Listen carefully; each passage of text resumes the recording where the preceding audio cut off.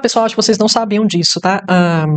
A gula, ela tem. Todo pecado capital, ele tem várias ramificações, várias mazelas, inclinações de mau caráter, más inclinações, na verdade, que elas vão despontando dessa matriz, que é um vício, um pecado capital. Então, a soberba tem vários ramos, a inveja tem vários ramos, a preguiça tem vários ramos, e a gula tem vários ramos, que são inclinações desequilibradas que advêm daquele vício.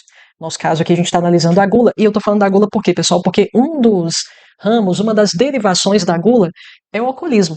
O alcoolismo tem íntima relação com o ímpeto da gula. Dito de outro modo, as mesmas recomendações que a gente traz ali para um guloso conseguir se regular, um guloso apresenta questões sérias envolvendo a virtude da temperança, principalmente, né, que é a sua virtude antagônica, por assim dizer, antagônica a esse vício.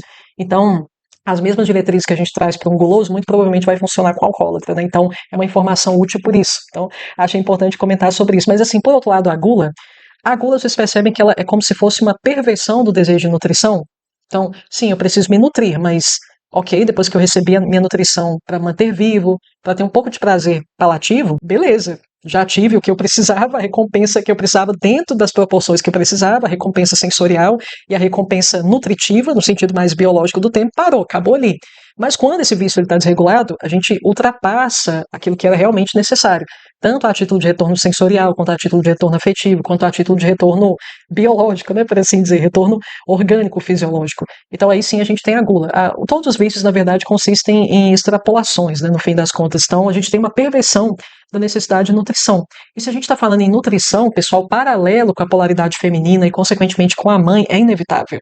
Então, dito de outro modo, é muito difícil, eu tenho certeza que vocês alcançam o que eu estou dizendo. É muito difícil a gente tratar um sujeito que ele tem problema com gula e com alcoolismo, né, que a gente viu que é uma ramificação da gula, muito difícil uma pessoa ter problemas desse tipo, ou ter tido na sua linhagem pessoas que tiveram alguma questão ali com alcoolismo, né, que a gente viu que é uma expressão altamente miasmática e, consequentemente, acaba respingando em toda a linhagem, de certa forma. Então, se meu pai foi alcoólatra, é importante que eu conheça os miasmas que respaldam o alcoolismo, porque muito provavelmente aqueles miasmas estão ativos no meu caso, né? Então é uma questão que tange ali toda a linhagem, de certa forma, como disse anteriormente. Então, muito difícil, pessoal, o que eu ia dizendo é que é muito difícil a gente se deparar com um sujeito que ele tem algum problema relacionado à gula, inclusive próprio alcoolismo, e não teve alguma questão com a mãe. Ou porque a mãe foi negligente, ou porque a mãe foi muito severa, a mãe não foi afetuosa. Então, algum paralelo com a mãe a gente vai conseguir estabelecer, sendo ela a referência da polaridade feminina, e a gente sabe que é justamente a polaridade feminina que encerra os atributos ligados à nutrição, tanto em termos de manutenção da vida no sentido mais material, quanto no sentido afetivo também. Então, sim, o paralelo com a mãe é inevitável nesse medicamento exatamente por essas analogias. Mas isso não nos basta. Vamos falar aqui sobre as características principais, pessoal. Aquilo assim que eu acho que vale a pena a gente discorrer para que a gente tenha uma dimensão bem definida do medicamento. Então, eu vou evitar trazer generalidades, falar daquilo que é próprio mesmo. A gente só vai conseguir encontrar nessa combinação em ígneos alcoólicos. Então, veja bem, depressão profunda. Letícia, mas isso aí é genérico demais, concordo plenamente. Então, eu vou falar o que é depressão profunda em ígneos alcoólicos. É a tal da desesperança. Desesperança, pessoal, é no sentido estrito do termo. O que é realmente ser uma pessoa desesperada? A gente diz, mas eu estou desesperado, e a gente acaba utilizando certos termos de uma forma leviana, sem às vezes alcançar o que de fato eles significam, né? Mas a desesperança, como o próprio nome já nos leva a deduzir, ela se refere a não esperar, ao ato de não esperar um bem futuro. Então, dito de outro modo, essa desesperança que vai aparecer aqui em Ignis Alcoholis é aquela que me faz crer que o mal, independentemente do que eu faço, o mal ele sempre vai me alcançar. E aí a gente entende, né, por que muitas vezes a pessoa depressiva, a gente bate o olho em alguém que não quer levantar para nada, a pessoa não tem vontade de fazer nada, a gente bate o olho e diz, né, nossa, a pessoa está com depressão. Nossa, é bom olhar porque você pode estar com depressão. Porque a pessoa geralmente ela está nesse estado de desesperança. Ela não acha que vai adiantar ela fazer isso, fazer aquilo, nada que ela faça vai mudar a situação dela minimamente, então ela está desesperada no sentido estrito do termo. A depressão que o sujeito ignis alcohólico se encontra, ela está impregnada por esse tipo aqui de sentimento, se é que a gente poderia denominar dessa forma, desesperança. Então, eu sinto que não importa o que eu faça, o mal sempre vai me alcançar, as coisas que eu faço nada vai funcionar, vai continuar sempre no mesmo patamar, então não espero bem futuro, de fato. Então, essa é a depressão de Ignis. Ora, ela assume essa roupagem, ora, uma roupagem que leva a uma, em termos assim de comportamento, leva a um caminho mais ou menos similar, uma consequência mais ou menos parecida, né, que eu não tenho motivação para nada. É o discernimento em relação ao bem e ao mal, a um bom fruto das minhas ações e um fruto ruim, parece que a pessoa perde isso de vista. Isso tem um nome também, a gente chama de niilismo. Parece que tanto faz, tanto fez as consequências do que eu tô fazendo. Ah, não, pra quê, no fim das contas, que eu vou lutar para ser uma pessoa melhor? Ou seja, que eu até eu admito que eu posso estar num patamar melhor, mas eu não vejo um significado para aquilo. Ah, qual que é a implicação de me superar exatamente? Vai fazer que diferença? Eu ser uma pessoa melhor ou pior?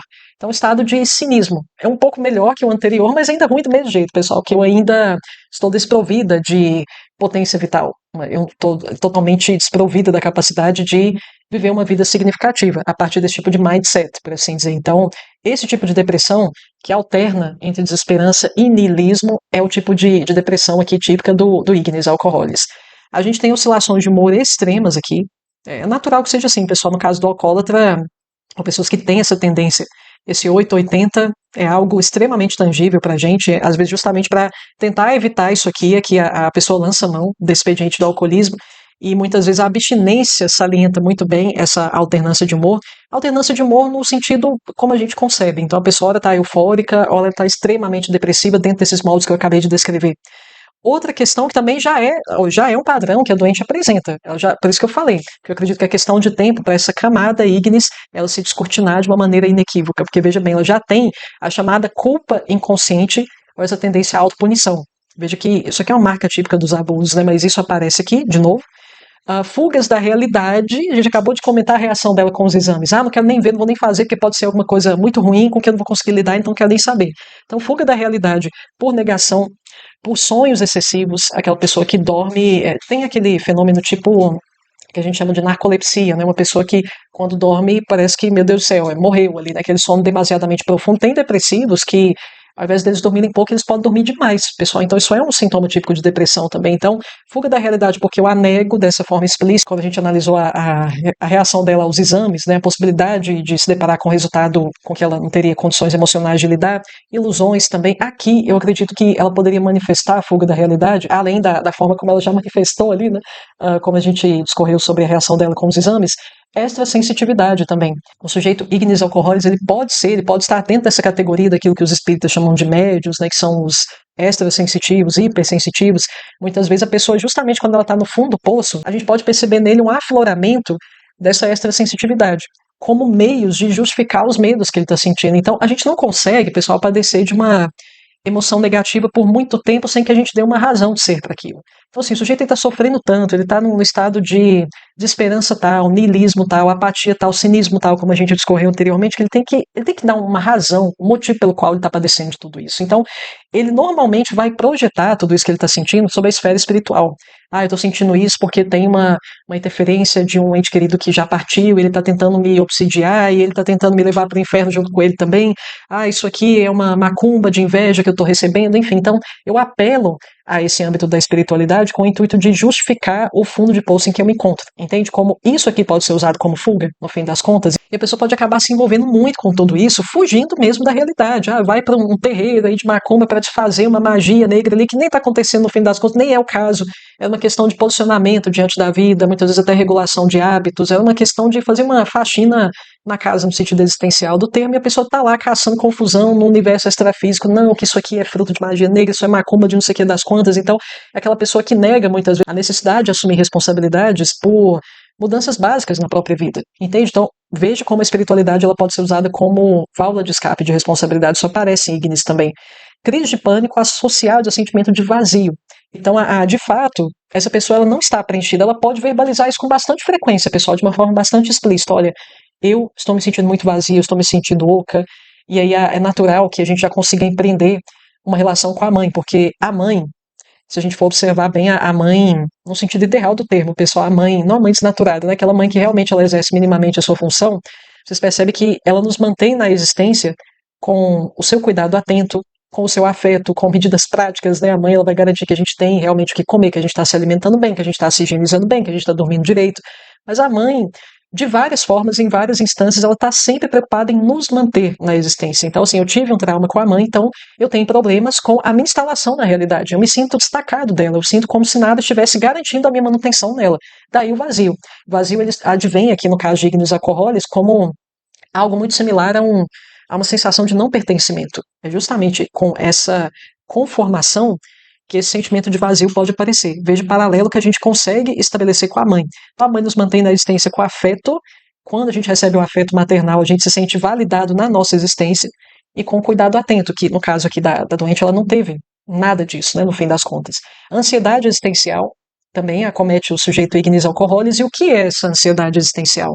A ansiedade existencial aqui, pessoal, é no sentido também estrito do termo, né? De novo, é só a gente desmembrar aqui a raiz etimológica dos termos para a gente chegar à conclusão do que se trata realmente, né? Então, aqui no caso é a ansiedade como medo do futuro. Gente, eu nem estou instalado na realidade. Assim, consequentemente, eu nem estou no momento presente. Então, se eu já nem estou conseguindo lidar com o presente, porque eu nem estou me permitindo me envolver com o presente, imagina com o futuro. Então, é claro que a ansiedade, diante do que está acontecendo aqui, da raiz do problema, ela é passível de dedução para a gente. É claro que essa pessoa vai se sentir muito ansiosa. A ansiedade, levando em consideração o que a coisa é realmente, o medo do futuro. É engraçado que tem gente que questiona, né, que a ansiedade é realmente medo. Ah, Letícia, mas não tem as ansiedades boas quando, eu tô esperando o meu aniversário chegar, entes queridos que eu não vejo há muito tempo chegar, eu fico ansioso ali para vê-los. Esse tipo de ansiedade é medo? Ainda assim, de certa forma, se você investigar a fundo, vocês vão perceber que é um medo desse bem futuro não chegar. Porque assim, se eu tivesse serenidade no meu coração de que não, gente, eles vão chegar, no dia tal, os meus entes queridos vão chegar, no dia tal, certamente meu aniversário vai acontecer, se eu tivesse essa serenidade, essa confiança em relação ao bem futuro, eu não estaria ansioso. Então ainda assim é um medo, só que quando é ansiedade boa, como as pessoas dizem, é um medo desse bem que eu estou projetando para o futuro não acontecer. Então, é uma certa desconfiança, no fim das contas, ainda, né, em relação à ocorrência do bem futuro, me gerando essa instabilidade. Comportamento autodestrutivo também está aqui em ignis alcoholis. Eu estou falando da automutilação, a autodestrutividade no sentido mais óbvio, mais explícito dela. Sabotagem consciente. Então, a pessoa está no momento excelente da vida dela, ela mesma mexe os pauzinhos para que a coisa comece a dar errado. Então, mas eu vejo que ignis alcoholis, ele se sabota muito mais escolhendo parceiros afetivos horrorosos, pessoas que o maltratam, sendo violentos fisicamente, abusos morais, inúmeros abusos psicológicos, eles se submetem a várias situações desse tipo e a gente não entende porque uma pessoa que estava ali no momento excelente da vida dela colocou um diabrete daquele na vida dela para interagir afetivamente, a gente não consegue compreender. Então, é a faceta autossabotadora aqui de ignis alcoholis, que é aquilo, pessoal, que comentei anteriormente, né? Quem foi abusado, na maioria das vezes, se culpa. É como se tivesse alguma coisa de errado comigo. A minha mãe também já não me amou devidamente, ela já não cuidou de mim como deveria. Então, nem a pessoa que me trouxe à existência me quis. No fim das contas, é esse o recado que fica muito patente ali do ponto de vista da criança. Então, começa a pensar: não, gente, tem uma coisa de errado comigo mesmo, eu não tenho valor, então eu vou chancelar essa crença, atraindo, ou seja, viabilizando aí o vínculo com pessoas que me fazem mal. Porque eu realmente, para honrar essa crença de que eu não mereço nada que presta, no fim das contas, entende? Então tudo brota ainda, vocês percebem, né, o paralelo que a gente consegue empreender ainda com o abuso lá atrás. Os abusos, na verdade. Aqui é redundância, pessoal, só para arrematar mesmo, né? Falta de amor próprio ou sentimento de indignidade, é exatamente sobre isso que eu falei anteriormente. Então, essa é a cara de ignis alcoholis, pessoal. Quantas vezes vocês não se depararam com pessoas que estão dentro desse contexto de alcoolismo, ou a pessoa é alcoólatra, eu tenho um ente querido muito próximo que é alcoólatra, quantas pessoas vocês não conhecem dentro dessa conjuntura do alcoolismo que não apresenta exatamente esses traços aqui de personalidade? Então, é um medicamento muito versátil. Eu vi como extremamente necessário tratar sobre ele, aproveitando que tinha um contexto muito claro aqui para a gente discorrer sobre ignis. Tá certo, queridos? Com certeza surgirão outras oportunidades para a gente discorrer de forma mais detida acerca de estágio a que ele pertence, sintomas clínicos que ele pode abarcar, mas o foco sempre, né? Eu costumo enfatizar com vocês que o foco sempre é como cada medicamento, pelo menos da minha parte, né? Eu tento trazer as análises de matérias médicas lançando luz sobre os aspectos mais profundos que os medicamentos abarcam, porque é o que é fundamental para a gente, pessoal, não a gente se perder em consequências dessa causa matricial. Então a gente deve se ater ao cerne do sofrimento, porque encontrando o cerne, todo o resto é dedução. Vocês sabem que a gente consegue deduzir muita coisa encontrando o cerne. O cerne é o que importa. Então é justamente sobre ele que eu tentei me debruçar, para que vocês tivessem uma noção do quão versátil, de quantos usos esse medicamento pode assumir, e para que quando a camada ignis surja, vocês consigam identificar automaticamente: não, agora surgiu a camada ignis, agora, consequentemente, eu posso trabalhar seguramente com esse medicamento. Tá certo, queridos? Análise muito densa dessa vez, mas veja que a gente tinha muita coisa sobre o que falar e até omiti, né, algumas colocações aqui para a análise não ficar mais densa do que já ficou, né? Enfim, pessoal, continuem mandando casos. Para mim é um grande prazer discorrer com vocês sobre ele. Para mim, a videoaula mais divertida do mês é essa, sobre análise de caso. Continuem mandando, porque caso seu caso não tenha sido escolhido dessa vez, pode ser que eu eleja numa próxima ocasião, tá certo? Então não desistam, sejam brasileiros, não desistam nunca, que a hora de vocês vai chegar em algum momento. Tá certo, queridos? Um forte abraço a todos e até a próxima.